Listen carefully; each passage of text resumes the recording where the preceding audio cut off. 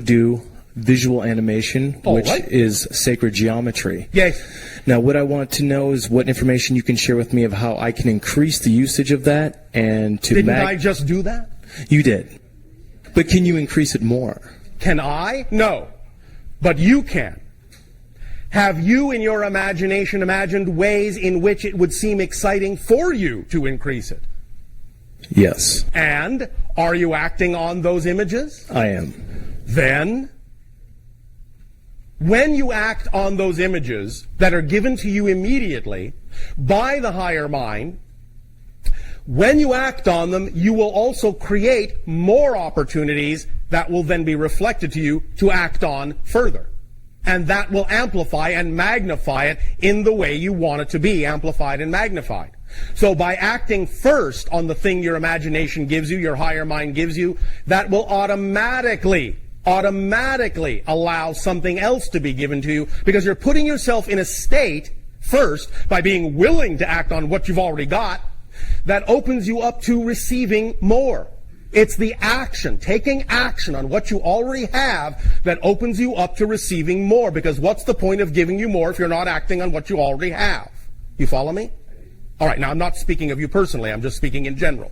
The idea simply is that all you have to do to amplify it and allow it to become incredibly powerfully magnified is just act to the fullest of your ability on whatever your imagination desires to act upon, and whatever your passion tells you to act upon now that's within the scope of your understanding, within the scope of your imagination. If you do that, you will automatically amplify the opportunities that come next. And that will again bring more opportunities and more and more and more, and it will eventually become geometrically expansive. You follow me? I do. Does that answer your question sufficiently? It does. But you still want me to tell you something specific? Not, okay, here's what I guess another thing I want to know. Oh, all right. Is there something about music or sacred geometry that I can use here that will help magnify it more galactically than here on this specific planet? You can use it in a way that will tap into levels of that vibration on a galactic plane that will allow it to expand more readily in your physical reality. Does that make sense? Yes. All right. So if you combine the music and the images of the sacred geometry in certain ways, you can thus then use that in a sense like a waveguide. You understand what a waveguide is? No. It's like a conduit that brings down certain frequencies from one level to another. So the idea is that when you create a certain kind of conduit that's in its formation, has the ratios that are representative of certain higher energies, and you do it in a way so that it is made out of the material of your immediate reality, but you align it to the vibrations of a higher reality, then it will act in a sense as a transformer. And it will bring the higher level energies down to Earth in a way that Earth can handle it. Does that make sense? Yes. So when you experiment in your imagination with this idea in mind of actually bringing higher energies, translating them down, transforming them down, stepping them down in a way that physical reality can use them, then with that in mind, in that state of imagination, when you then create and combine music and sacred geometrical images, you will automatically feel when they lock into place in such a way that you will actually have a musical and sacred geometrical combination that will actually function in that way, bringing higher energies down to Earth. Does that make sense? It does. Does that answer your question? It does. Thank you. Thank you very much.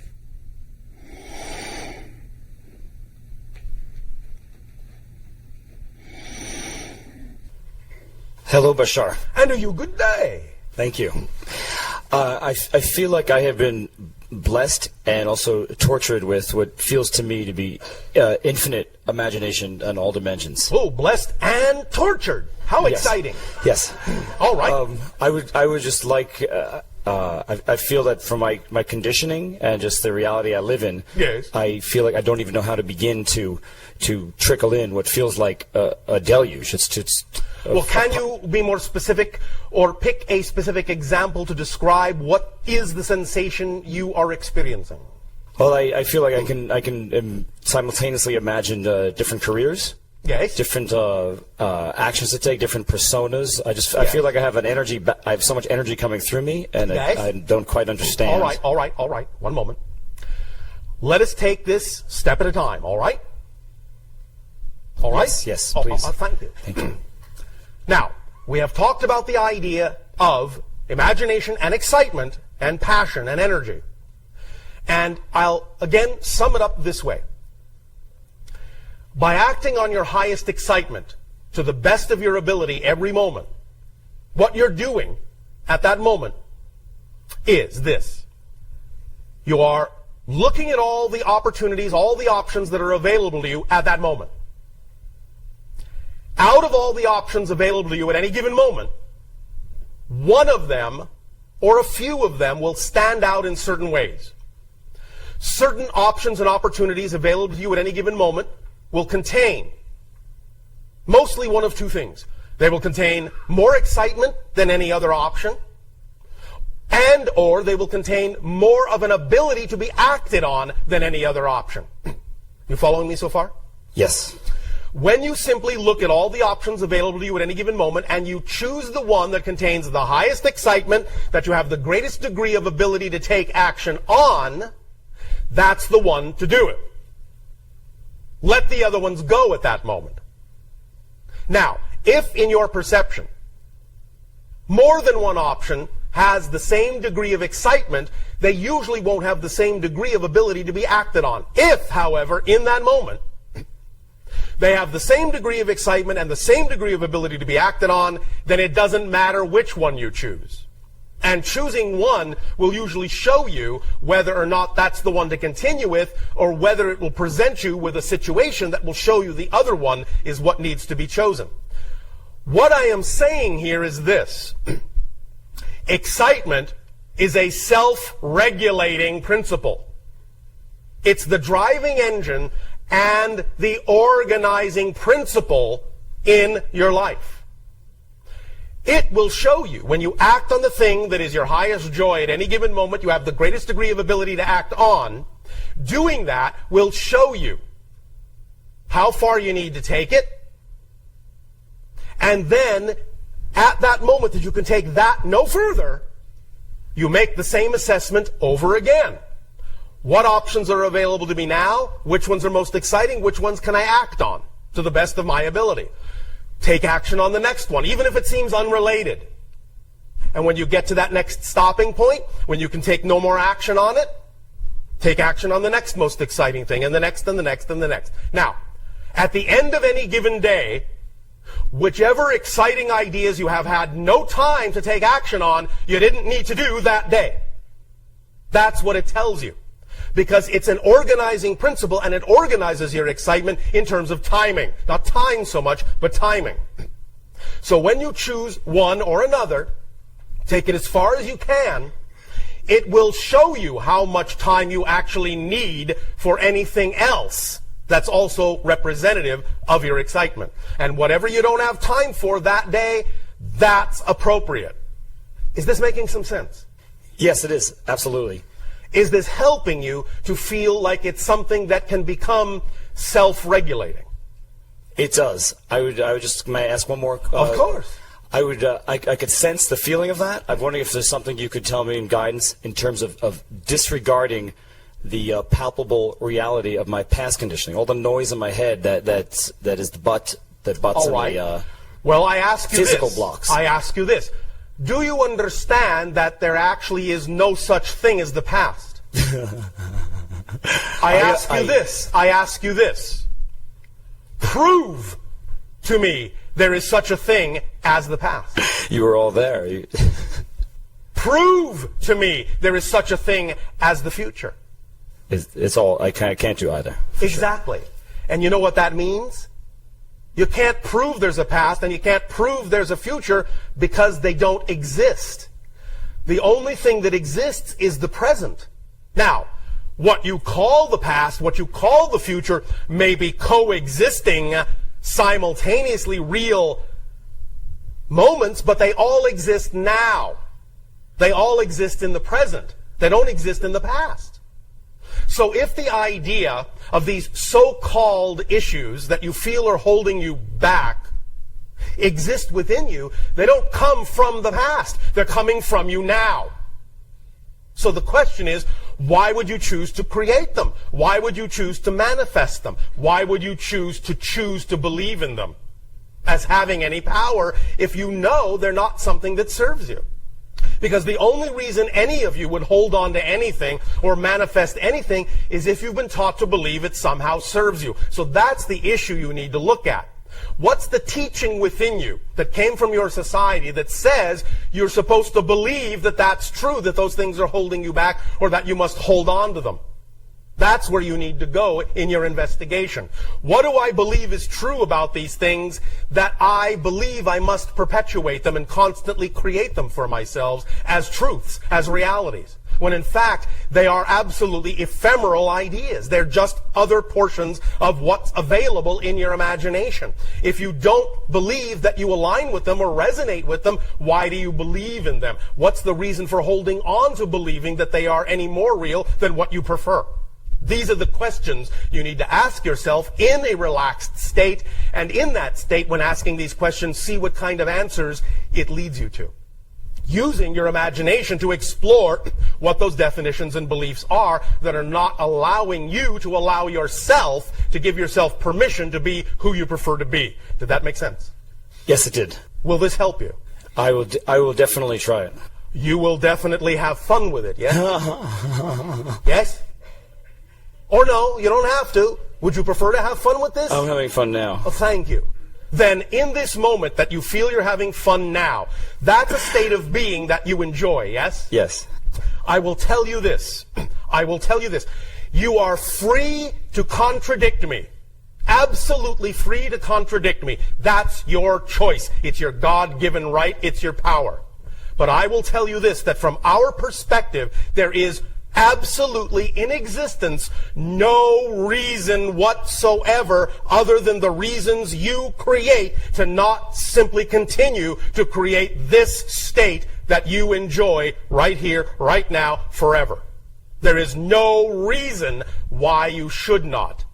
But if you create a reason to not do so, then that is your creation. But if you simply say, you know what, I'm really tired of any other state of being other than the state of being in fun. If you really are good and tired of any other state, then no, not believe, no. There is no reason you cannot simply be in that state forever, except the reasons you create. Make sense? It does. Thank you. Thank you. May I just add one thing, which I don't understand? Would you like to add two?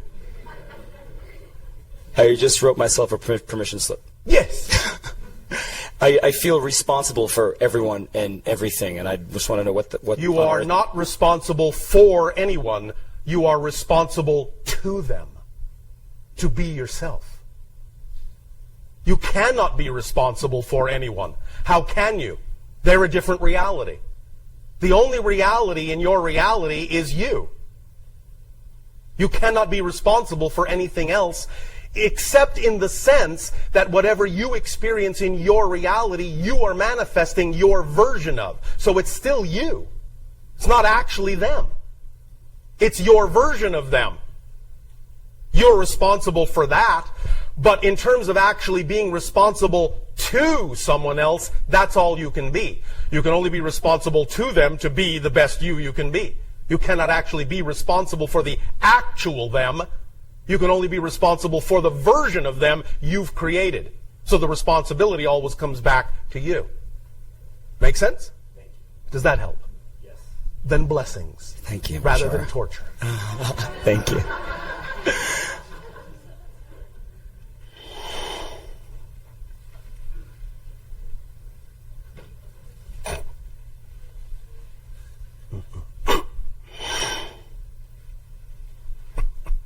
Hello, Bashar. And to you, good day. We had discussed before that I have a daughter, Emmy, on a ship in the Yes. fourth dimension, and that I'll probably... Well, not exactly fourth dimension, but we understand. Okay. And I would like to talk a little bit about this to expand my imagination to these possibilities. Go ahead. You had said that she's probably around 16 years old right now, Yes. that I would see her around 2015. Around there, maybe 2017, we'll see. I have a transmission device of a skull, an adolescent skull, All right. that I actually heard a voice that asked me to connect to it. All right. And it's a connection to Emmy. All right, thank you. And I'd like to discuss if you could tell me more about what her life is like on the ship so I can expand my imagination to this connection and possibility. All right. First of all, her life is happy.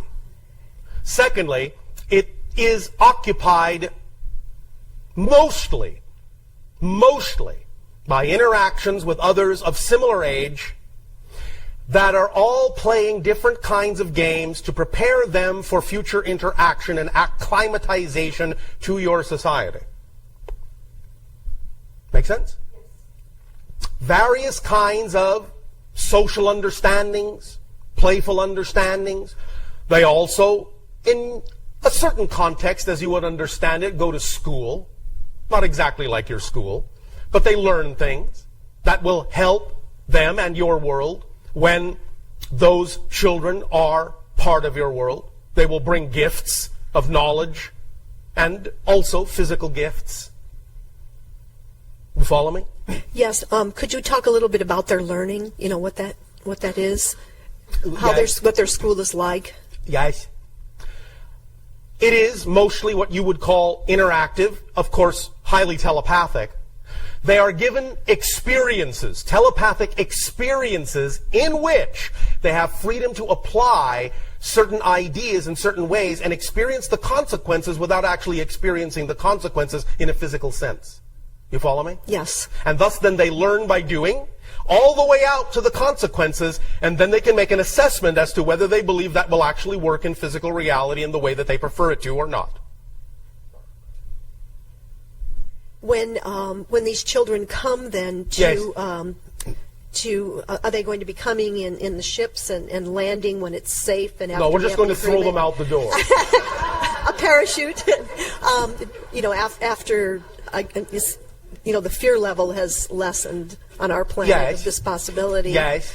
Or at the very least, when the fear level has lessened in certain pockets on your planet, which is where they will wind up.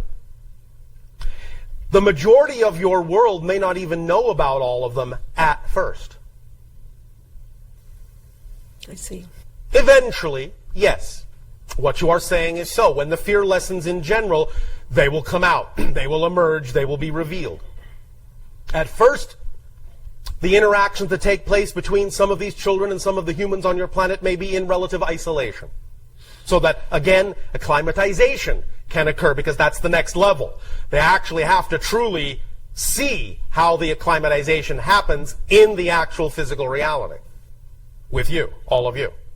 And that will be done low-key at first, a bit more and a bit more and a bit more, as they try out all the scenarios that they went through on the ships and see again, through feedback, what is the best for all concerned. You follow me? Yes, so there'll be an adjustment too, Yes. because they're hybrid. Yes. And part human and Yes, part but Cray. you're seeing more and more and more acclimatization happening through different people's imaginations. When you see people creating depictions of hybrids, again, it may be coming from a communication, and in the sense they may be being asked to create those depictions to help you all get used to that idea. Yes.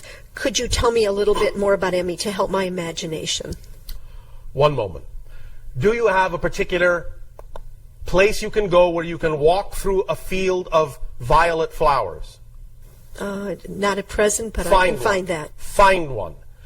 By walking through that field of violet flowers in a place of peace for you and inhaling the fragrance of those violet flowers, it will help you get more strongly in touch with her specific frequency. And communication in your dreams from that point forward can become very, very clear. In fact, they can become crystal clear. All right? Yes. Pleasant dreams. Thank you. Thank you.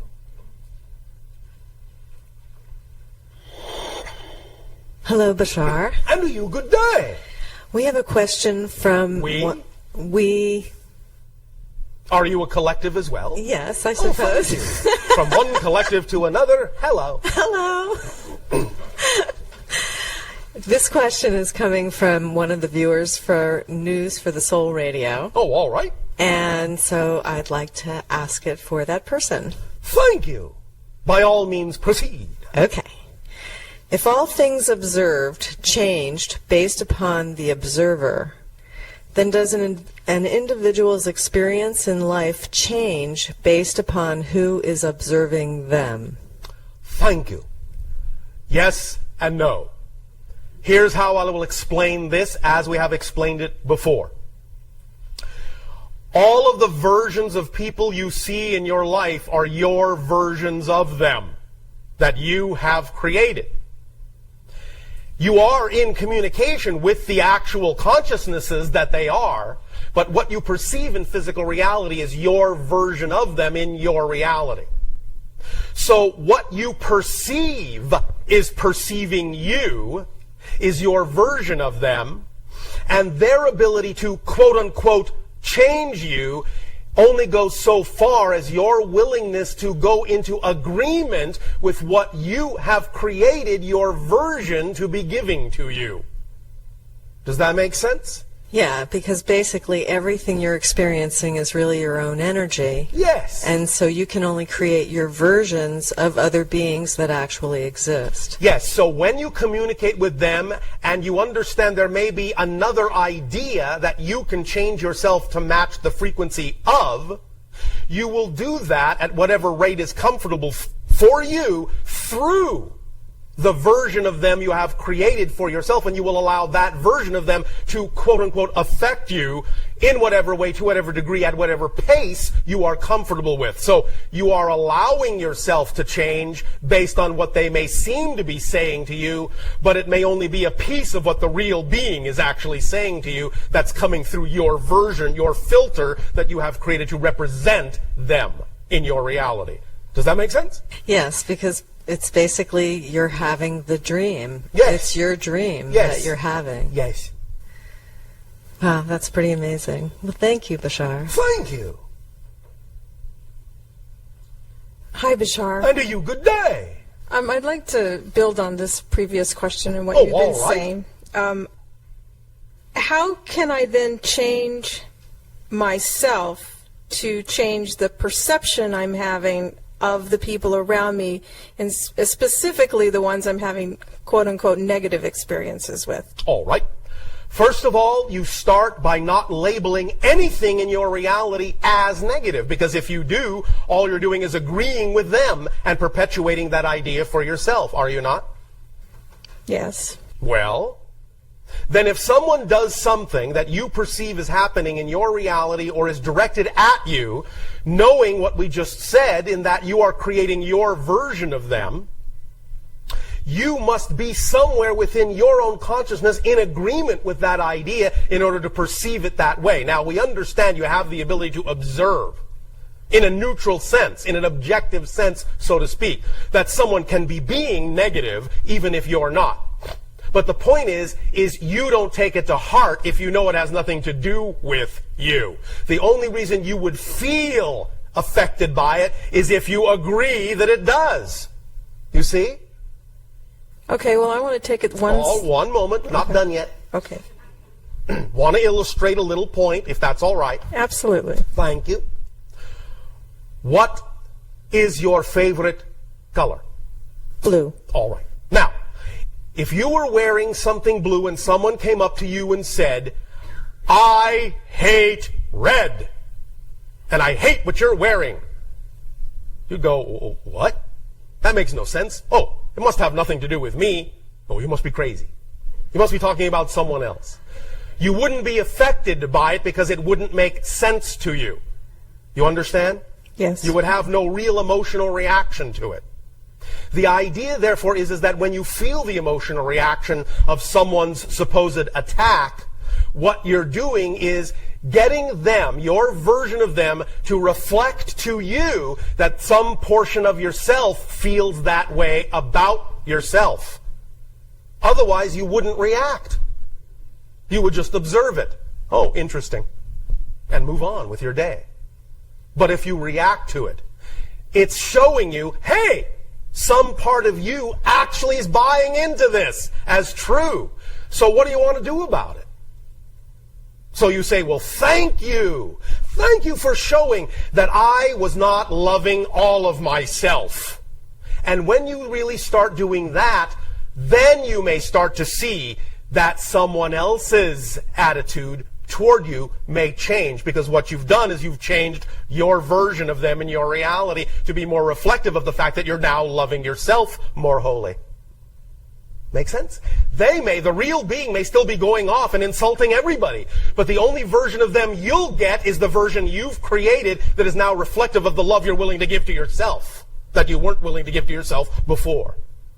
Is this starting to make sense? Do you see what kind of a shadow play this is? Yes, it's very subtle, especially if Yes. you're in the room with somebody Yes. and you're not. Especially if you imagine you're in the room with somebody. I stand Remember, it's not real. It's not real. It's your reality experience. It's not empirically real. It's just a symbol of the reality you are creating yourself to be, of your experience of yourself.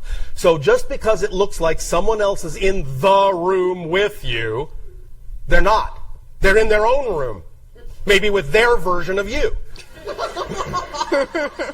So the question is, what do you prefer to be going on in your room? Because you're the only one in it. Regardless of what it looks like, you're the only one in it. Are you familiar with what you call a fictional drama on your planet called Star Trek? Yes. Are you familiar with the device that they call the holodeck? Yes. Are you understanding that all of the other people are just holograms? I understand that intellectually. I just love that line. It is, no offense, no judgment, it's the ultimate cop-out. It is. I understand it intellectually is actually another way of saying I'm not sure I want to get too close to really knowing what you're saying here. It's pushing the idea away. Because you actually do know exactly what I'm saying.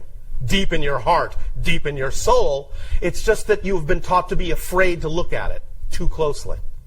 Afraid to look at the concept or the actual experience of Yes, holograms? because you see, this is what you're dealing with. This is what most of you deal with when you're in this kind of situation.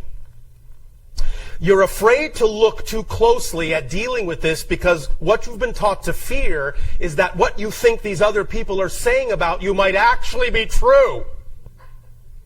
And oh no, how horrible would that be? You follow me? If you look too deeply, you're afraid it might actually be true. And then where will you be? But I'm telling you, it never will be true. Only what you decide is true for you is true. Is this making some sense? Yes, intellectually? I appreciate the reminder. Oh, all right. Now, where do you want to go with this from here? I want to go from here because in preparation for coming to this event, I had communicated to you telepathically Yes. and asked you to help me discover my blocks from living my fullest potential. And what am I doing? Well, no, last night you came to me in my dreams. Yes. And I wanted to know what we were doing. This. We were doing this. More of this. More of this work. Yes. Okay, so can you specifically illuminate for me my soul's agreement and purpose in life? Obviously, this is one of the things you have decided to learn. Your self-worth. In the face of opposing opinions. Are you going to believe in the truth that is you, or are you going to believe in someone else's truth that has nothing to do with you? Which do you prefer? I believe in my truth. All right. Then you can continue to choose to do so. And anytime you find yourself feeling fearful about what someone else is saying about you or reacting to someone else's communication at you, understand that's another opportunity to feel your self-worth and believe in yourself, and understand that many times when someone comes up to you and says something that seems like an attack on you, what they're actually telling you is they have the same fear. And they're just projecting it on you to give you an opportunity to decide whether it's true for you. And what you can then do is be big enough to hold a space to allow them to find out whether it really needs to continue to be true for them, by loving them back for showing you an opportunity to love yourself more. You see? Yes, thank you very much. Is this helping? Oh, absolutely. Thank All right. you. Thank you. We'll talk some more. Thank you. See you in my dreams. Yes, that's what I meant.